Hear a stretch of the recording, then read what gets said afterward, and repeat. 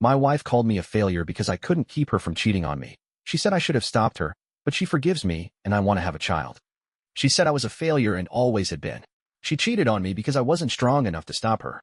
It was my responsibility to control the situation, and since I didn't, it was my fault. I met her when we were both 27. By then, I had accepted that most women who showed interest in me were more interested in my wealth.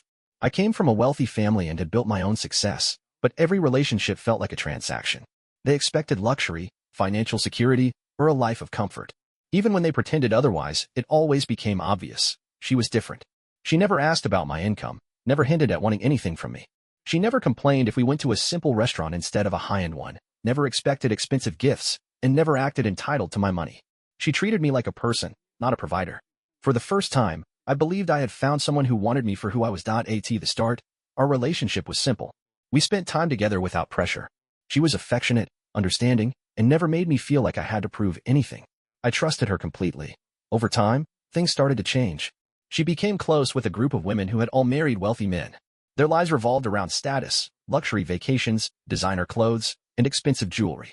They only associated with people who could match their lifestyle. At first, she didn't seem influenced by them. She told me about their conversations with amusement, treating them like a source of entertainment rather than something serious. But as time passed, her tone changed. She no longer laughed at their obsession with wealth. She admired it. Her attitude toward money shifted. She started talking about the importance of maintaining a certain image. She became more concerned with how others viewed us, how we compared to other couples in her circle. She no longer asked for simple dates. She wanted exclusive events, high-end restaurants, and designer accessories. She didn't demand anything outright, but I could feel the shift. She never told me about her plans with them. If she was going out, she would give vague explanations and change the subject. I didn't question it. I trusted her. But she expected full transparency from me. She wanted to know where I was, who I was with, and what I was doing at all times. If I didn't respond to her messages quickly, she would ask why I was ignoring her. I didn't find this imbalance strange at the time. I thought she just wanted to stay close to me. I never imagined it was something I should be worried about. I ignored the changes. I didn't want to believe that she was becoming like the women in her circle. I convinced myself that she was just adapting to her environment and that deep down, she was still the same person I had fallen for. I was wrong. The message came from a number I didn't recognize. The text was short, direct, and left no room for misinterpretation. One of my wife's friends told me she had been cheating on me. She didn't try to soften it or give me a long explanation. She simply stated the fact and left it there. I didn't believe it at first. It seemed too sudden, too calculated. I had no reason to suspect my wife of anything, and I wasn't going to take accusations seriously just because someone decided to stir up drama. But the message wasn't sent out of concern for me. It wasn't an act of kindness or an attempt to help me. It was meant to create chaos. The women in her circle were not friends in the way I understood friendship. They spent time together, went on vacations, attended events, and presented a united front in public. But behind closed doors, they resented each other. They envied each other's wealth, criticized each other's choices, and took pleasure in bringing each other down. If one of them had a problem in her marriage, the others would pretend to be supportive while secretly enjoying the downfall. I had seen it happen before. One of them had been caught cheating, and the others had pretended to comfort her while spreading the details behind her back. Another one had gone through a messy divorce, and they had acted sympathetic while laughing about it in private. They stayed in each other's lives not out of loyalty, but because they needed to know who was ahead and who was falling behind. The message was just another example of that. It wasn't about helping me. It was about ruining my wife's life the way they all secretly wanted to ruin each other's. The next day, another message arrived. This time, there were details. The friend explained how my wife had been lying about her whereabouts. She wasn't always with them when she said she was. Sometimes, she disappeared, and they all knew why. They just didn't say anything until it was convenient. I didn't respond. I wanted to ignore it, to dismiss it as petty jealousy. But something felt wrong. My wife had changed over time. She had become more secretive, more controlling of my actions while keeping hers hidden. She never told me about her plans, never explained where she was going, and never offered details about the people she spent time with. I had assumed it was just her way of keeping a sense of independence. Now, I wasn't so sure. That night, I decided to test her reaction. I mentioned the messages casually, expecting her to roll her eyes or dismiss them as nonsense. But she didn't.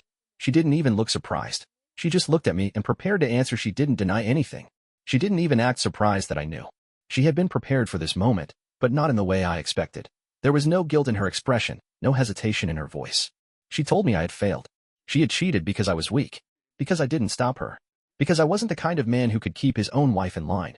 She said it like it was a fact, not an insult. Like she was explaining something obvious. She told me that a real man wouldn't have allowed this to happen, that I should have been paying closer attention, setting boundaries, making sure she had no reason or opportunity to be with someone else. If I had done that, she said, none of this would have happened. But I didn't. I let her do what she wanted. And because of that, I had no right to be upset now. She spoke with complete confidence, as if she truly believed what she was saying. She wasn't trying to justify herself. She wasn't even trying to hurt me. She was simply stating what, in her mind, was the truth. Then she told me that none of it mattered. She said I was taking it too seriously, that I was overreacting. She said that we were going to have a child soon, and that was what I should be focusing on. Her tone was calm, almost reassuring, like she was trying to comfort me. She spoke as if she expected me to accept everything she had just said, move on, and continue our life together without question. She looked at me, waiting for my response. She seemed completely sure of what it would be. I didn't say anything. I turned around, walked into the bedroom, opened the closet, and started packing her things. She didn't react at first. She stood there watching me, as if she wasn't sure what I was doing. When she realized, she let out a short laugh, as if I was making a joke. Then she told me to stop. I didn't. She repeated herself, this time with more force. Her tone shifted from amusement to annoyance. She told me I was acting ridiculous, that this wasn't something worth ending a marriage over, that I should stop being dramatic and think rationally. I didn't listen. She walked over and grabbed my wrist, demanding that I stop. When I pulled away, she started asking questions. Where was I expecting her to go? What was I planning to do? Did I think I could just erase everything and move on like she was nothing? She told me I was making a mistake, that I was throwing everything away over something that didn't matter. She reminded me of all the years we had spent together, of everything we had built, of the life we had. Then she brought up the child again. She told me I needed to think about the future, about responsibility, about family. I finished packing and zipped the suitcase shut. That was when her tone changed. She told me I wasn't strong enough to leave her, that I had never been strong enough for anything. That was why she had done what she did. That was why I had lost her. And now, I was proving her right. She stood there waiting for a reaction. I picked up the suitcase, walked to the door, and set it down. I told her to leave.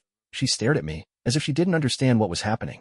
Then, without another word, she turned and walked out. I closed the door behind her. She didn't leave. She stood by the door, arms crossed, refusing to take a step outside. She told me I was being irrational, that I needed to calm down and stop overreacting. She said that no matter how angry I was, this was still her home, and she wasn't going anywhere. Then she brought up the child again. She told me she was pregnant, that whatever I thought about her, whatever mistakes she had made, none of it mattered now because we were going to have a family. She said I had a responsibility, not just to her, but to our child. That throwing her out like this wasn't just about her anymore. It was about the life growing inside her. I didn't respond. I picked up the suitcase again and placed it right outside the door. She didn't even look at it. She told me I was acting like a fool, letting my emotions get the best of me instead of thinking logically. She said no man would throw his pregnant wife out over something like this. That any real man would understand that relationships weren't perfect, that people made mistakes, and that none of it mattered now that she was carrying my child. I didn't believe her. She had never mentioned anything about a pregnancy before. Not once. She had made no effort to tell me in any meaningful way. She had used it as a last-minute defense, as a way to make sure I wouldn't go through with what I was doing. I told her to leave again. She shook her head and said no. She told me she wasn't going to be a single mother just because I was too weak to handle reality, that I needed to grow up and stop acting like a victim, that I had a responsibility to her and to our child, and that I wasn't going to walk away from it just because my pride was hurt. She said that I was being ridiculous, that I was ruining my own life, that I was making a decision I would regret forever. Then she sat down on the couch and made it clear that she wasn't going anywhere. I stood there for a long time, watching her, waiting for her to realize that I wasn't changing my mind. But she wasn't backing down. She wasn't going to leave willingly. She had made her choice, and so had I. She stayed on the couch, arms folded, legs crossed, staring straight ahead as if nothing had happened. She wasn't crying, wasn't panicking, wasn't apologizing. She had decided that she wasn't leaving, and that was the end of it. She repeated that she was pregnant and that this was her home. She told me that no court would side with me if I tried to throw out my own wife and unborn child, that I couldn't force her to go anywhere. I didn't argue. There was no point. I told her again to leave. She ignored me. Minutes passed in silence. I watched her, waiting for something to change. She didn't move. She wasn't going to move. She told me I was making a fool of myself, that I had built my life around the illusion that I was in control, but I never had been, that I had always been weak, and this was just more proof. She said she had cheated because she knew I wouldn't do anything about it, that I had never been the kind of man to take action, to make difficult choices, to stand up for myself.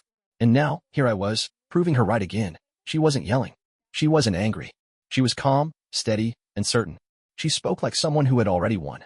She told me to stop embarrassing myself. She said I would calm down in a few hours, realize how ridiculous I was acting, and we would move on from this like adults. That was how real couples handled their problems. She reminded me that she was pregnant, that no matter how I felt about her, I had a responsibility to that child, that throwing her out wasn't an option. Then she picked up her phone and started scrolling, completely ignoring me, As if the conversation was over. I stood there, realizing she truly believed I would back down. That I would accept everything she had said, forget what had happened, and let things go back to how they were. She thought I wouldn't act. She was wrong. She was still sitting on the couch, arms crossed, phone in hand, acting like she had already won. She didn't believe I would go through with anything. I wasn't going to waste more time arguing. I grabbed my keys, wallet, and phone and walked out of the apartment. If she wanted to stay, then fine. I would make sure she had nothing to stay for. First stop was the bank. I moved all my personal accounts to a new one under my name only. The joint account we had? I emptied it and transferred the money into my own. I wasn't going to let her spend a single dollar of mine while she sat in my home acting like nothing had changed. Next, I called my lawyer again. I told him to start preparing everything. I needed her out as soon as legally possible. He told me that since we were married, I couldn't just throw her out without a formal process, but we could get the ball rolling immediately.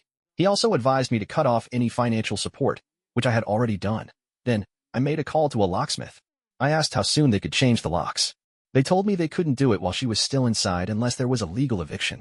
I told them to be ready the second she left. By the time I got back home, she was exactly where I had left her, scrolling on her phone, pretending not to care.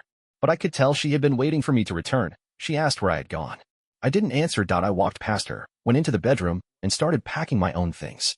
If she was going to drag this out, I wasn't going to be under the same roof as her. I called a friend and asked if I could crash at his place for a while. He said yes without hesitation. That's when she finally reacted. She asked what I was doing. I told her I was leaving. If she wanted to sit here and pretend everything was fine, she could do it alone. She got up, suddenly panicked. She started talking fast, saying I was being dramatic, that I was making things worse for no reason. Then she tried a different angle. She told me to stay, that we could figure this out, that leaving wouldn't solve anything. I kept packing. Then she got angry. She told me I was abandoning her while she was pregnant, that I was turning my back on my own child, that I was proving I was weak, just like she had said before. I ignored her. I grabbed my bags, walked to the door, and told her one last time. She had two choices. She could leave now, or she could stay and deal with the consequences. Either way, I was done. She didn't answer. She just stood there, gripping her phone, watching me walk out the door. I left. I wasn't going to fight her anymore. I had already won.